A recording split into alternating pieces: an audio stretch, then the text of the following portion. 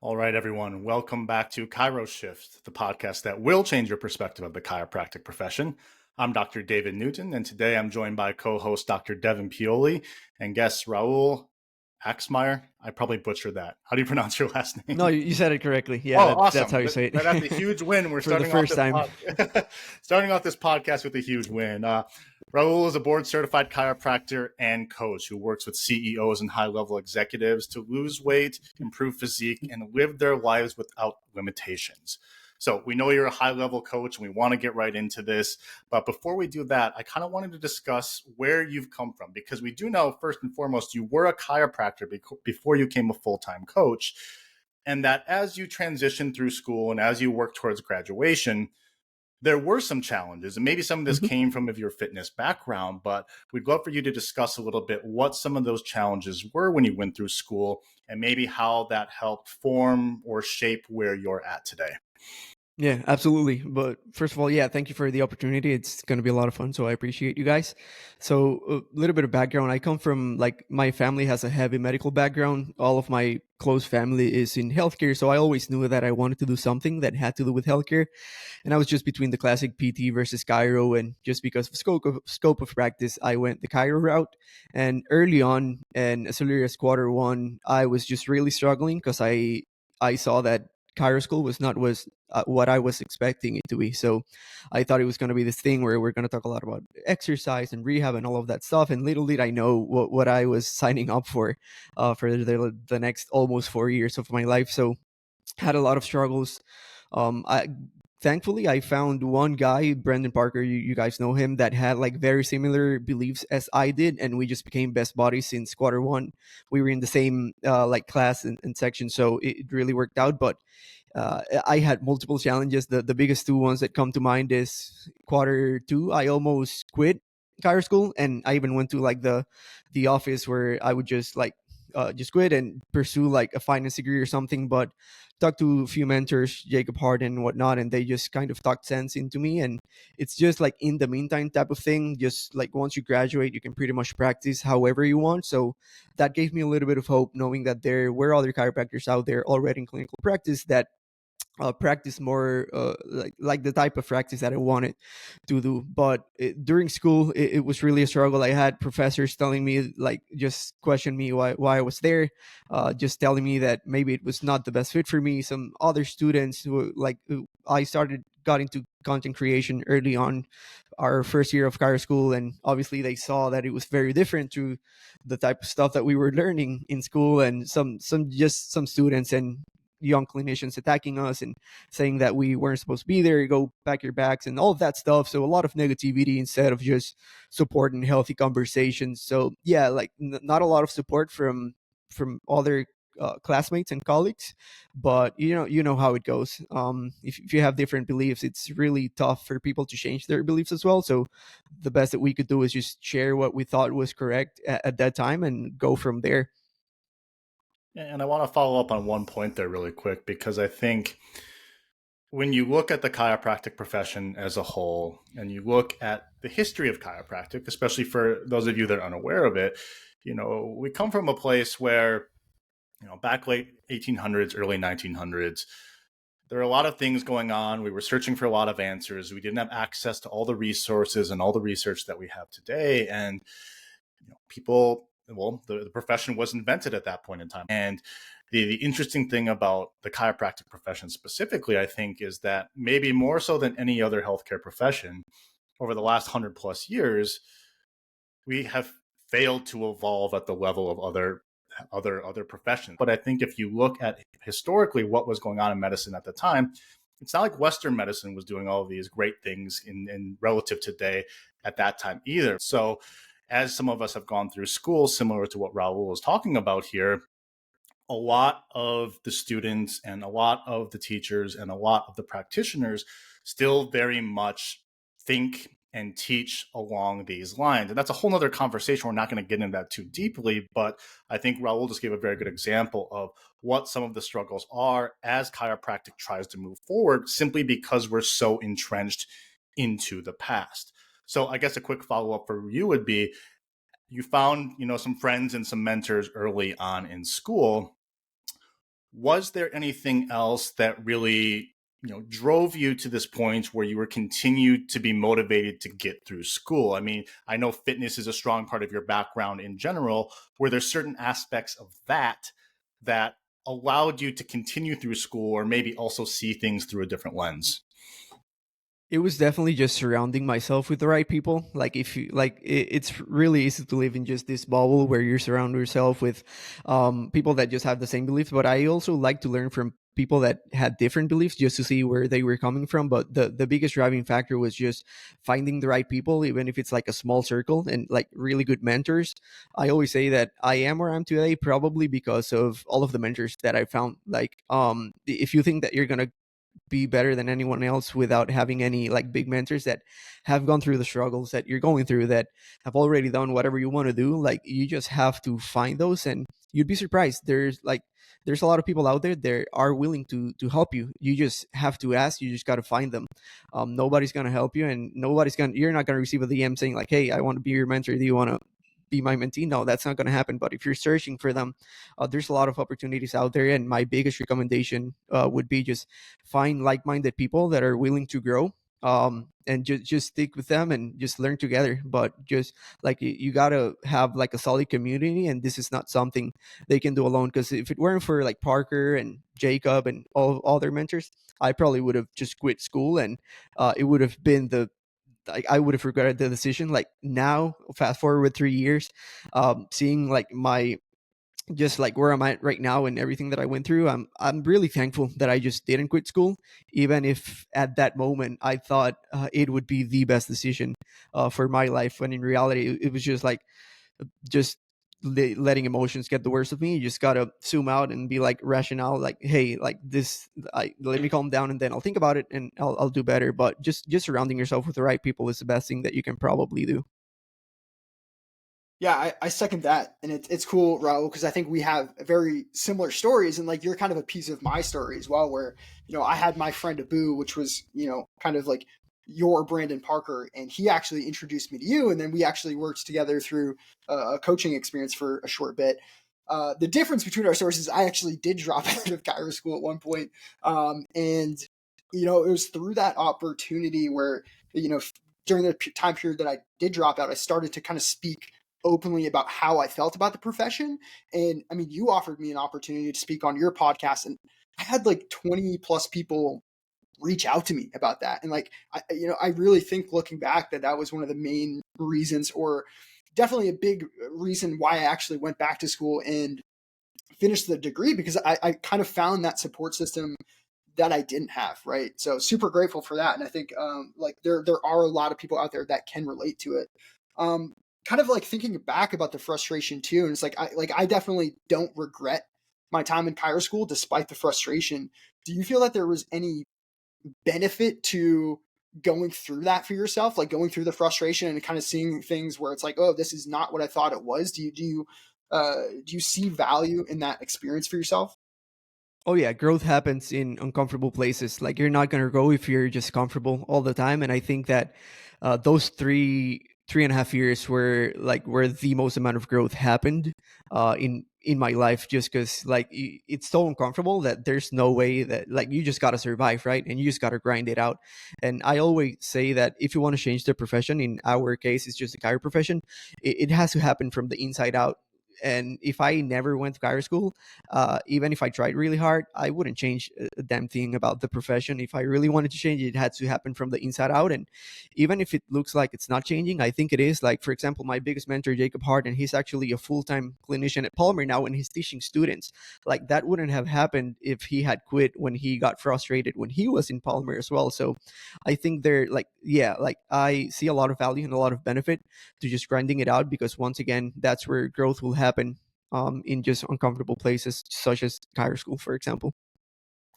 And you talk about some of this change that's happening now, and maybe it's not apparent from a widespread perspective, but you give an example of Dr. Jacob Harden, and we have a coach that we work with through our platform, Dr. Rich Schoonmaker, who has also had a faculty position at a chiropractic school. And I think you really hit a point there where these things would not have happened 5, 10 years ago.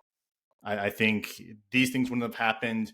The amount of students that have probably spoken with either you or Devyn or myself at some point in time who are interested in expanding their knowledge outside of the typical chiropractic curriculum, whether it's learning about rehab or pain science or communication or really any of these other factors that go into working with other individuals.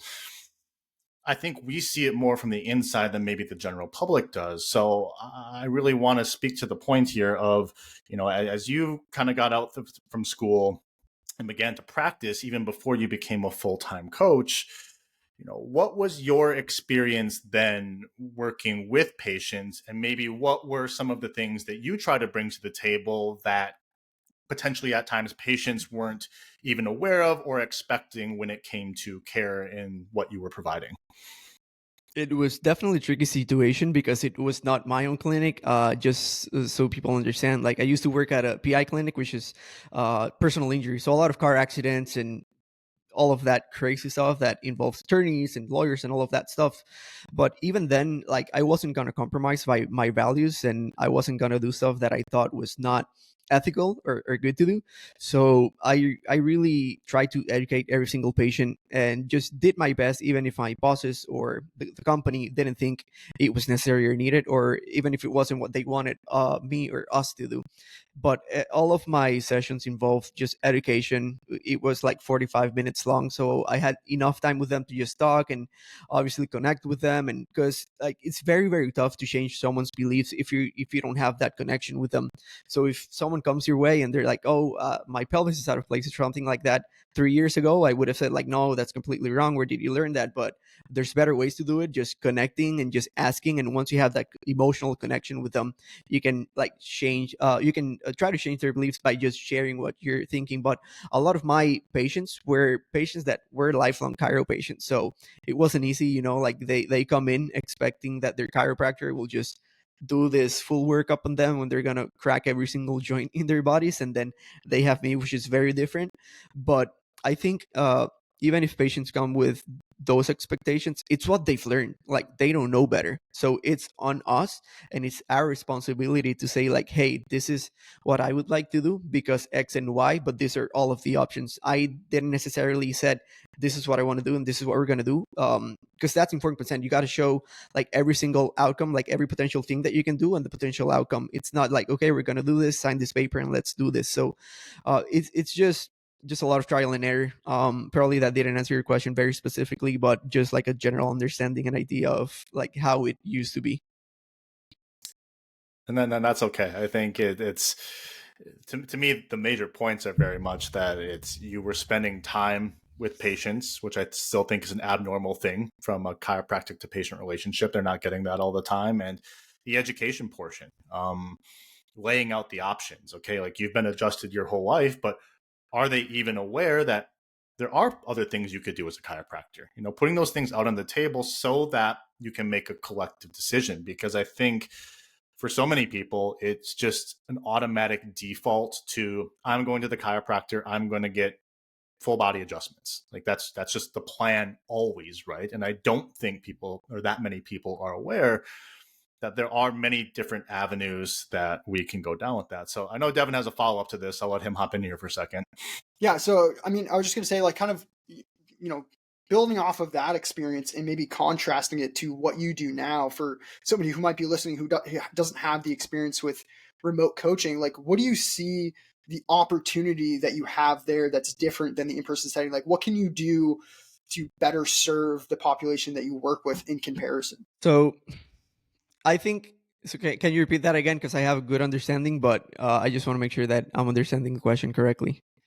Yeah, so I suppose just kind of what opportunities do you see working as a full-time remote coach that contrasts what you're able to do in the setting that you were in, and some of the advantages that you have there working with people. So if someone is coming to me for like remote coaching, remote rehab, or however you want to call it, they already have an understanding and defined idea of how it will look like, and they probably don't have those those like wrong beliefs of like, because nobody will get cracked, will get their crack back cracked by Zoom, right? So they already know that it's not the typical like rehab or chiro stuff.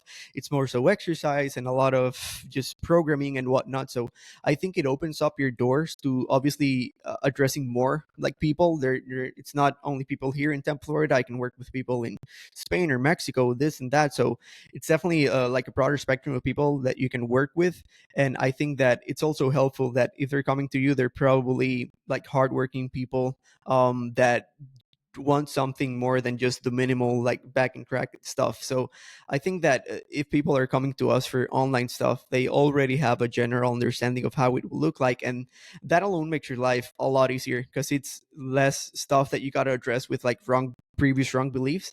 And that alone, yeah, it's just like a game changer because you can just get to work and like focus on the big stuff rather than trying to like, hey, you're expecting this, but that's not really how we work, etc., etc. That I think that would be the biggest thing, that the first thing that comes to mind. Yeah, and I think patient expectations is such a huge part of, especially how we initiate care with someone, right? I think depending on what they think is going to happen or what their prior beliefs are, that can really shape things a lot of the time at the beginning. And it's not that we're not always trying to push forth our best effort and to get people to where they ultimately want to be, but as you mentioned earlier, if people have believed something their entire life, you're not going to change that in the first 5 minutes of meeting them. So I think for you to be working with people online and for some of them to already have an understanding of what coaching at the next level might look like, you're not having to go through that sales process so much. But I think for people that maybe don't understand like what that next level can look like, I know some of the things that you've talked about a lot are the importance of things like mindset and nutrition and all these other things. For the audience, could you explain a little bit why those things can be so important for people and the goals and the outcomes that they're looking for?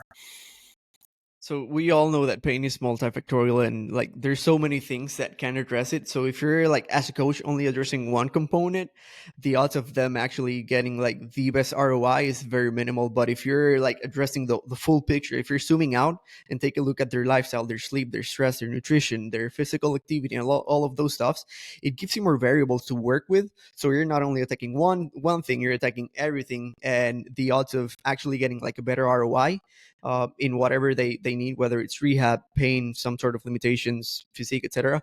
So the more stuff that you can work on, the better the outcomes will probably be. It's not as easy as that. It's not like black and white. It's definitely a gray area, but it definitely opens up the like more variability.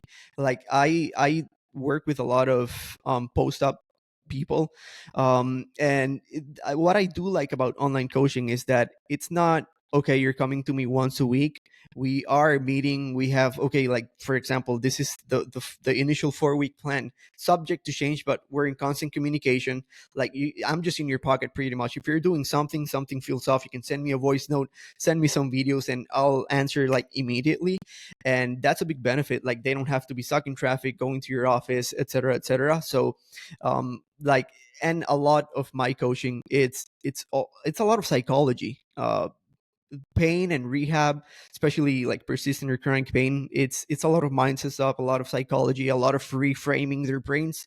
So it's a lot of conversations. And if you're like doing like online coaching, it's easier because once again, they're not going to visit you once a week. It's unlimited 24/7 communication. So my DMs or like my messaging app is open to my clients, and we can address however issues or whatever issues they have.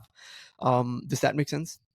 Yeah, and I want to emphasize one point that you said in there because I think this is so incredibly important, and it's that the pain or maybe some of the things that you're dealing with as a patient, it is very rarely black and white, and we are more often than not working in the gray. And I think that's why some of these other areas are so important to address a lot of the time. So I think when you look at the model of traditional chiropractic care and what most people know, it's okay, you need to go in to get adjusted on a regular basis because your spine is out of alignment, it has subluxations, it's in the wrong spot, you're all twisted and torqued, whatever verbiage you want to use here.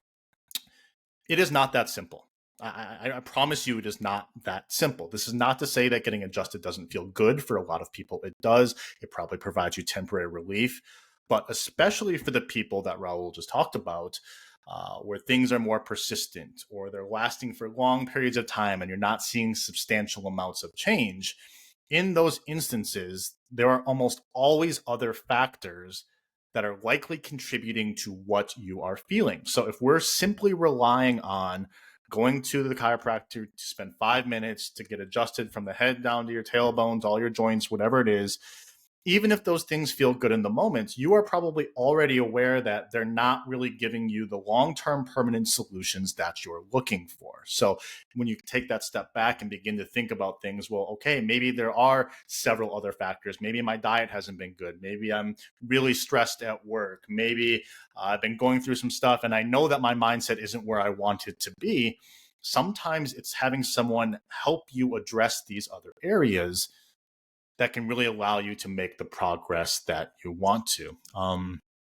Devyn, do you have some follow-up? Sorry, go ahead, Raul. And yeah, like talking about the gray area, like I always say that if someone tells you that they know exactly the reason as to why you're in pain, they're full of it. You know, there's no way of knowing. Even if you have like 100 X-rays and MRIs, yes, we can have those findings, but who knows if you're actually in pain because of X or Y? So it's more so we're trying to figure out what contributing factors there are, and it's just a lot of trial and error. Okay, we try this. If it doesn't work, then we'll try a different thing. So it's definitely not as simple as it seems. It's not as simple as to like, hey, do 3 sets of 10 of this because of X and Y. It's a lot of just trial and error, figuring out what works for you, because what works for David might not be what works for Devyn, and et cetera, et cetera. So yeah, it's definitely not black and white. It's a lot of gray, and just we got to be comfortable as clinicians saying that is how it is. Some people believe that just because you say like, hey, it might be this, or I'm thinking that these things can be contributing, instead of telling them like, hey, you are in pain because of X or Y. I think it doesn't make you look bad. It just actually makes you more honest, and they can resonate with you.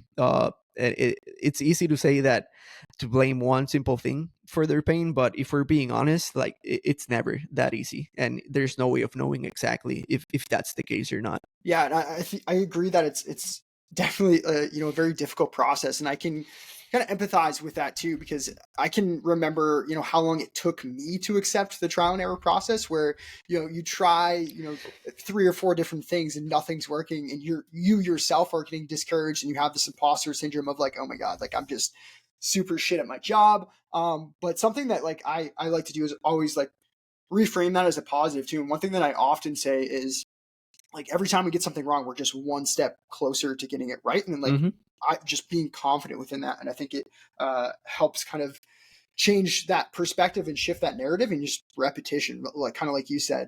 Now I know, like, within the trial and error process too, I think flexibility is a huge component of that. And I know that you've spoken on flexibility just kind of as a bigger part of your coaching philosophy. What does that look like? What strategies do you offer people to be flexible, whether it's within, a rehab plan or a nutrition plan, in order to help them find success?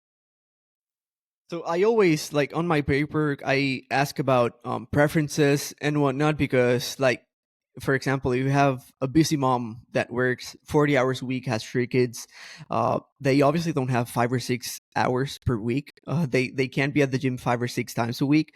So if you're not asking those questions like since day one, you can give them the perfect program, but if it's not suitable for them, it won't work. Even if you like are super science based, you're using all of the techniques that you learn in programming and whatnot, but if you're not taking into consideration their preferences, what do they have access to?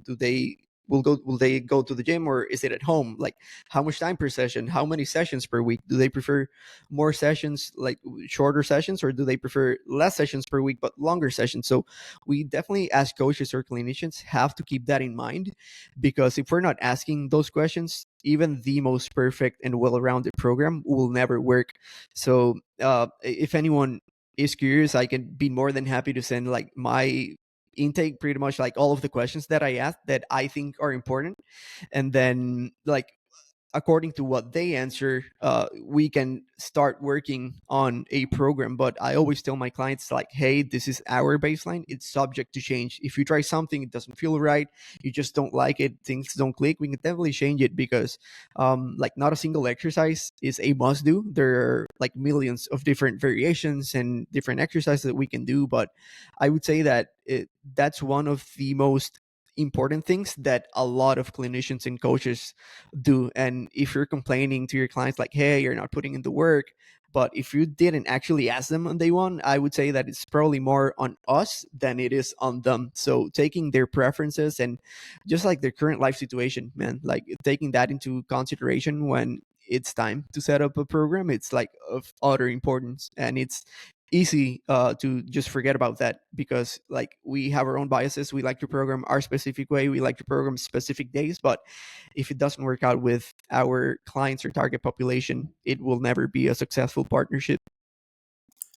No, I totally agree with that. And I think, a lot of it's probably just a mismatch in expectations where people, have this idea of what success looks like. And they're like, oh, I got to work out, 4 or 5, 6 days a week to see progress. And they just don't know how to navigate those kind of, strategies to fit in what they need over the course of the week. And I'm curious because like I get this a lot too, where you have somebody come to you and they're kind of starting from nothing and they're super excited to just make these all in or all out changes where they're like, hey, like I want a nutrition plan. I'm going to start tracking all my calories, completely change my schedule. I'm going to go to the gym 6 days a week. Do you ever find that you actually need to kind of pull people back and maybe lower those expectations up front in order to get them to build to something bigger that fits a little bit better within their current lifestyle? And what does that conversation look like? Absolutely. And that's probably the majority of new clients, right? They come like very motivated, obviously, because they're investing their time and their money. So they're like saying stuff like, oh, I'm going to track all of my meals. I'm going to be working out 5, 6 days a week. When in reality, like when I was like a newbie coach, I programmed for 5 or 6 days, but I realized soon enough that it wasn't going to work out just with the population that we work with. It was just like very busy people. So I always like say if it's someone that wants to work out 5+ times a week and they're currently doing nothing, um, I say just, hey, let's start with just 3 sessions, 45 to 60 minutes. If we see that you're progressing, then that's what we're aiming for. Like we want it to be effective and efficient. Like if you can get the same results with 3 hours a week versus 6 hours a week, why invest more time if it's not really necessary? That's time you can be with your family, your wife, your business, whatever it is. So my sweet spot for 90 to 95% of my clients, I have them just 3 sessions a week, man. And it really gets the job done. If they are advanced, if they have experience working out, if they're doing a lot, yes, doing more than 3 a week is fine. But I always like to start slow. And once they do that consistently good, I'm all about habit stacking. Instead of throwing everything at them at once, we start very simple. Let's hit this 2 to 3 KPIs consistently for 10, 14 days.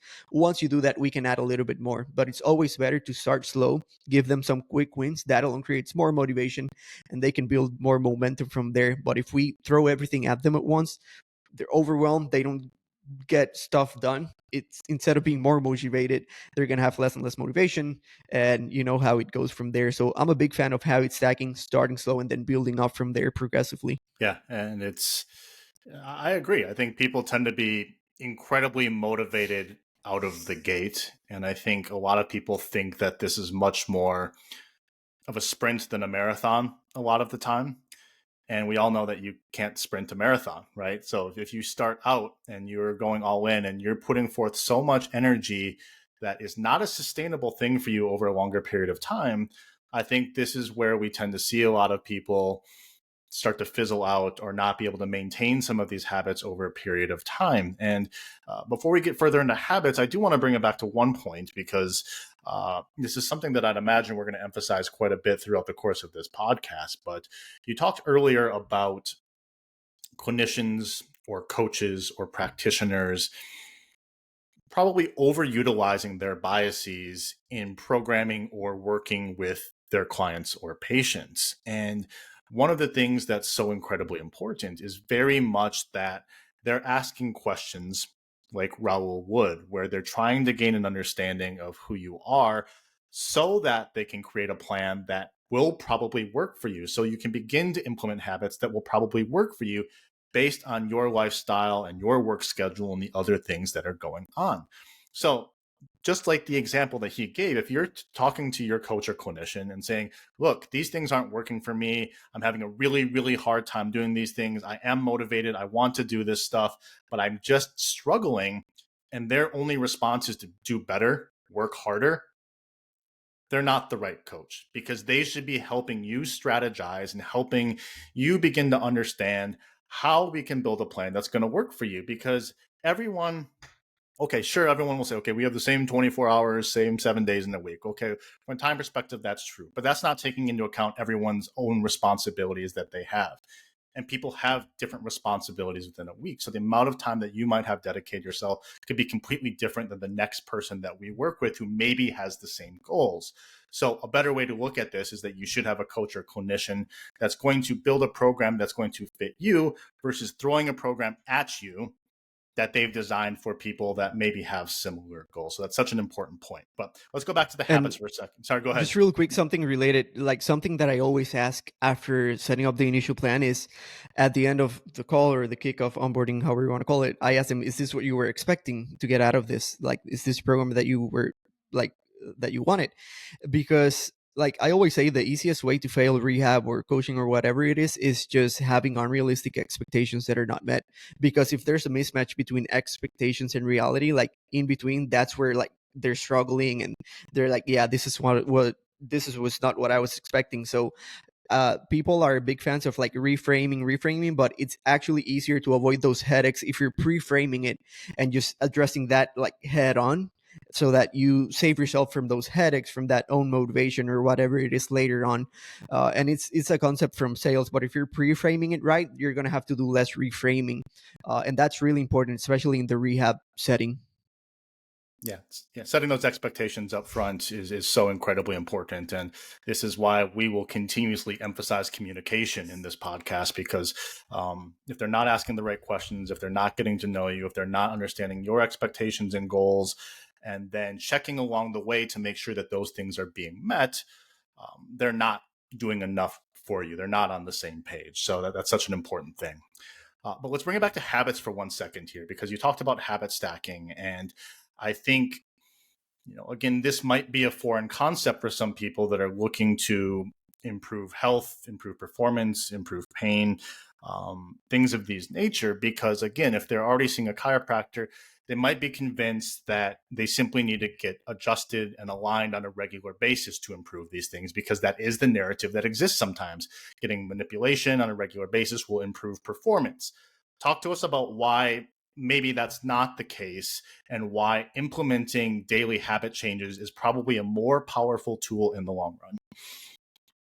It's always more so. Let's say I'm going to a chiropractor, like it's actually more powerful what you can do for yourself rather than what someone can do for you. So if you're expecting to be better at, let's say, baseball, if you're expecting to perform better just because someone's like cracking your back, number one, there's no data for that. But like doing actually like the basic concepts well will actually get you further along than someone cracking your back. So like working on your agility, your speed, hand-eye coordination, explosiveness, all of that stuff. So it's always like you can always get further ahead by having the right habits in place rather than what someone else can do for you. It's the same thing not only with chiro but also with PTs, massage, all of that stuff.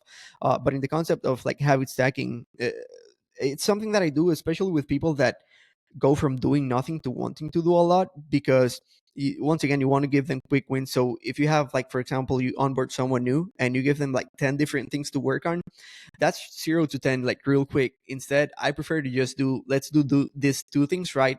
And if you think about it, it's just progressive overloading your habits, right? So instead of doing from 0 to 100 real quick, that's how injuries happen. That's how burnout happens if they go from doing 0 habits to doing 10 habits. So give them 2, 3. Once they do it consistently for 10, 14 days, we can add one more, and they're just slowly, it's like strength, you're slowly getting stronger. It's the same way with habits. So the same concepts apply to pretty much every single aspect if you think about it that way, and that's how I explain it to them. Oh yeah, so you mentioned some like kind of like principles in there, and it just kind of made me think of like, how has your passion for fitness kind of influenced how you approach things, and maybe how did that influence your experience with chiropractic as well? And like, just to give you some context of where I'm coming from is, I went to chiro school because I felt like I didn't know enough, and I felt like the addition to that education, it almost made me double down on some of the things that I already knew when it came to things like progressive overload and some of the other training principles. What other value do you see just having that fitness background and being able to navigate the rehab setting with people? I think that probably 90% of the programming and coaching concepts that I use, I knew them since undergrad, but just Chiro school had to happen, But I think that having like a big passion for just overall programming and strength and conditioning concepts, because if you combine all of that strength and conditioning and programming concepts with some like very basic pain science principles, that's pretty much all you need to like really help clients change their lives and have a successful like fully rehab practice, right? Like some people think that like they're gonna learn everything that they need in Chiro school. That's not the case. I think that just like you, the majority of the concepts that I use, I knew them since undergrad, but by going through Chiro school, just going through the motions, I realized that, hey, let me go back to what I was learning, because man, the basics get the job done. There's no need to get fancy with stuff, but I think that the having a big passion for fitness just gives it creates hunger to learn more and more and just stay up to date with everything, because the more tools I can use, the better it will be, because what works for some clients might not work for other clients. But if you live in this box where you only use like one programming, like simple progression only, for example, if you don't know double and triple and RP and all of that stuff, if you don't have all of that knowledge, you're making a disservice to your potential clients, because you're just once again using your biases to give it to them, when in reality, like the more options we have, the better it will be, because there's more variables to play around with. So I would say that just having a big passion for fitness just creates like this hunger to just learn more and more and more, because the more we know, the more we can help people. And I think this is such a fantastic point, because I think when probably collectively amongst all of us here today, when we look at maybe some people that are in our profession who we most respect, I would say one of the common attributes across all of those individuals would be that they have spent time, or they previously had experience and expertise potentially in other fields, whether it's fitness and rehab, whether it's neurology, whether it's pain science, whether it's coaching at another level. There are other skill sets that are being brought to the table to allow you to provide your services at that next level. And I think when you look at chiropractic education, especially in the US, a lot of these topics are not included in the education process. So therefore, it falls on us as individuals, as healthcare practitioners, to go out and learn some of this stuff. And the reality is that not everybody does that. So I think when you begin to look for practitioners that could potentially be a good fit for you, I think these are some of the questions that you are allowed to ask as the patient. Is like, well, what other background do you have? What are your other specialties? What did you learn in undergrad? These are things that are okay for you to research into a little bit, so that you can garner this information of whether or not, okay, this person maybe has more expertise in the areas specifically that I would like to have as part of the treatment. And I think an interesting thing with you, Raul, is we know that you have an interest and the background in finance, and you spent a lot of time in that area as well. Maybe as another follow-up question here, I know Devyn asked you about your fitness background helping you approach the way that you work with your clients. Have you seen any benefit in your finance background and implementing some of those ideas in the way that you are also working with those same people? I think the biggest benefit is just like because of the finance background, I have like this niche where I work with people in the finance industry, and it's just a little bit easier, like the buy-in, like if you're charging like an elite price for elite coaching, you can't charge that to like a student that's barely surviving. So that, but in the business side of things, definitely, but not in the rehab side of things. I mean, if they are like finance guys, I use a lot of analogies when it comes to like training and pain and like the rehab side of things. There's like a lot of things that you can connect the dots with. So if like I use analogies day in and day out, because like people remember stories rather than just bland concepts. And yeah, you just got to find a way to just fit it into like the avatar, the guy in front of you. Yeah, and that connection is so important. You should feel like you can communicate with your chiropractor or practitioner or coach, because this is very much a relationship that is built around that communication. So I think this is a great place to emphasize that you should have these types of connections, and you should be able to speak with your provider in a way that is comfortable for you. So are you able to explain yourself in a way that they can explain? And are they explaining things in terms that you can explain? This is all part of building a healthy relationship. And it's okay And to go ahead. Yeah. no, go ahead. Just finish. Yeah. Don't want to cut Yeah. you And I off. was just going to say, like you are allowed to find people. You don't have to be, you don't have to settle for someone that you don't feel completely comfortable with, or that you don't feel like you're getting the most out of your care. And I think it's one of the biggest aims of this is to make you as the audience realize that there are individuals out there, there are coaches, there are practitioners that are willing to work at another level. And if that's something that you're interested in, it is well worth your time invested to seek those people out.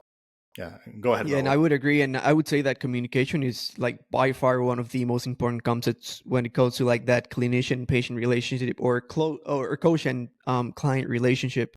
And there's a lot of students out there that they're asking like, "Hey, what should I learn? What should I learn? More rehab, more physiology, more stuff." When in reality, like my biggest recommendation nowadays is just like talk to people, like go to a gym, be a personal trainer if you need to, but just talk to people, because like that alone, that'll create so much like growth. And I always say that that year and like 8 months that I worked as a chiropractor, like it improved my communication like so much. I'm just an introvert by nature, so like speaking to people that I don't know, it's really hard for me. But once you get those reps in, it becomes second nature, and like you can pretty much speak to anyone, even if someone's like very introverted, you can get some words out of them. So I would say communication is something that, yes, you can read a book about it, motivational interviewing and all of that stuff, but the real learning and the real growth happens when you just put the reps in and you pretty much talk to people. And like you'd be surprised as to how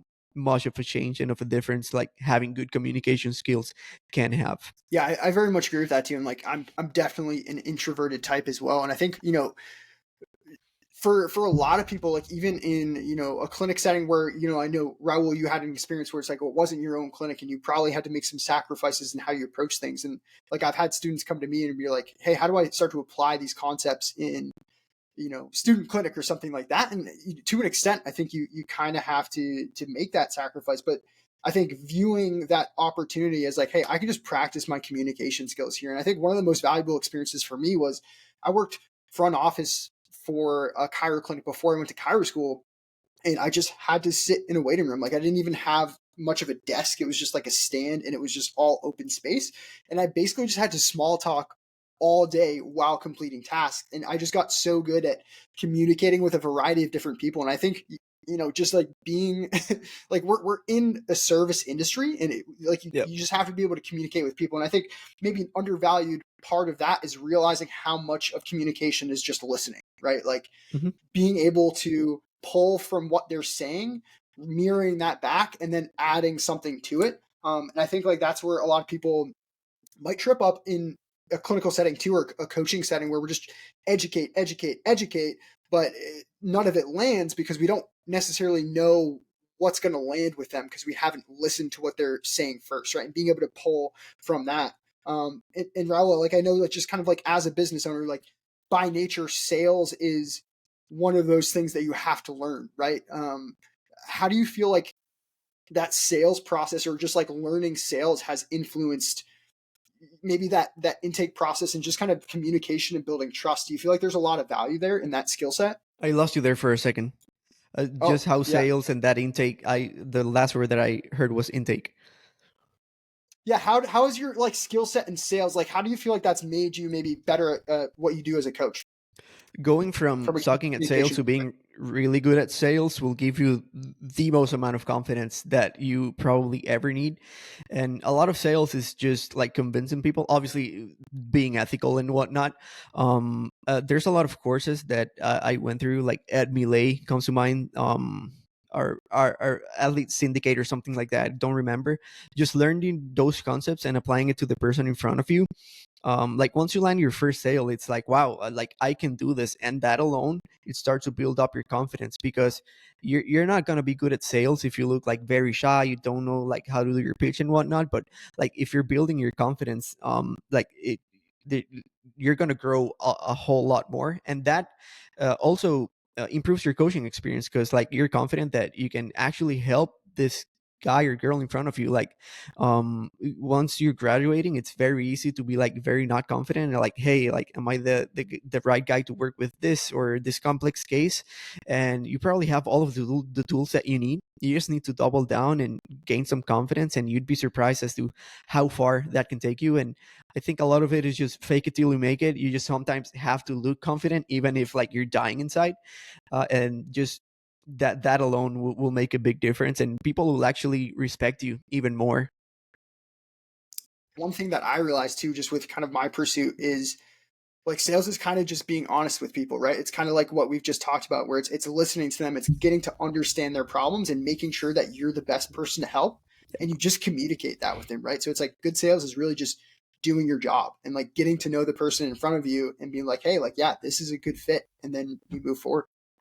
So I think that's something that we can learn from like traditional and philosophical chiros. They are very good at convincing people that they are the right guys to work with. And that's something that the evidence-based people, we just need to be better at. Like there's nothing wrong with just selling. You just have to help them figure out like why you are the right fit. And yeah, that's like if you look at out there, like the guys that make a lot of money in the chiro profession also are they're like the very philosophical guys. And like just making money in the evidence-based industry, like people think it's hard, but it's nothing wrong. There's nothing wrong with wanting to make money as long as you're doing it ethically. And that's something that we can definitely learn from those guys, is like they're really confident in convincing people that like, hey, I'm your guy and I can help you with whatever your issues are, whatever your problem is. I would say the biggest, difference to me between someone who's more ethically selling something versus we're just selling something because it's what we do is, I really feel like there's this sense of someone being genuine when you sit down and have a conversation. And again, going back to this whole communication idea, where they take the time to get to know you to see if the product is even a good fit versus telling you, you need this, despite having that interaction. Yep. And I think I completely agree with you that there are a lot of chiropractors who run very successful businesses because they convince you as the patient that you need this service versus trying to better understand if the services that they're providing are actually a good fit for you. So there's this idea that everyone should have chiropractic care. Everyone should be adjusted on a regular basis. You need it. If you don't get it, you're like a car, you're going to break down. We want to dispel that myth. That's not true. But again, this is not to say that chiropractic isn't good fit for some people or that getting adjusted is not a good fit for some people, because it very much can be. But I think, one of the hard parts about our profession is that I think a lot of people will look at us as sleazy salesmen because we're trying to sell this product that everybody probably doesn't actually need. So, maybe going a little bit further into this and giving people insight into, what it's like to have an interaction with someone who is truly trying to provide a service that will benefit them versus just selling something because they want to sell it to everybody. What are some of the things that you would look for in someone who's trying to offer you a product to really be able to identify if they're genuine in nature and that they actually have something that can help you? And I would say just asking questions, right? Like there's a business coach out there that he says that he can help like pretty much everyone. And a friend of mine actually said like, hey, can you send me more info? And the guy didn't ask for any info. And he's like, I'm 100% confident that I can help you grow your business in X amount of days, when he didn't even know what type of business it was, where it was, like what's the problem. So if they're trying to sell you like hard sell without even like asking a few questions of where you're at or what exactly you need, what have you tried, how long have you been dealing with this for. So if they're not like, if they don't have the genuine interest in you, they probably just want your money and they don't want to help you. So I think that you just have to connect with them and just making sure that that connection is there, because once again, if they're just trying to get your money, since like if that's the first question they ask, that's a big red flag for me. And I also think that for us as clinicians and coaches, sometimes we got to understand the boundaries, and we just sometimes have to say no, even if it's a big sale. If you know that it's not going to work out, or like the personality from that prospect will not work out for you. You just got to be like honest and like, hey, I think this partnership won't work, but here's someone that could help you with whatever you're dealing with. And that thing, I think that really shows like what good personality you can have. So I think that doing hard sales, that's just a big red flag if people are not interested in your case, in asking more questions and just learning more about you before actually just preparing or presenting that offer to you. So keep those things in mind as you're seeking out providers, is that it should feel like a genuine interaction, and it should be a genuine, not just feel, it should be a genuine interaction with an individual. And it should never have that sense of they are pushing the product regardless of who you are. And if you have that sense at any point in time, as Raul just mentioned, ask questions, dig deeper, put them on the spot, because at the end of the day, you're interviewing them just as much as as the provider. We're trying to provide a product. So you have every right and every opportunity to ask questions to make sure that it is a good fit for you. So I want to wrap things up there. I know we went a little bit over our time, but Raul, thank you so much for spending time with us today. Are there any last words you want to leave the audience before we sign off? No, thank you for the opportunity once again. I hope at least one or two people get some value from this. And if there's anything I can do, any questions that I can answer, whether it's rehab, business, school, whatever it is, you can always feel free to send me a message and just my Instagram, and I'd be more than happy to help you out as soon as I see those messages. Yep. And we'll leave all of Raul's information in the description of this podcast. So thank you everyone again for tuning in. And until next time, we'll see you then.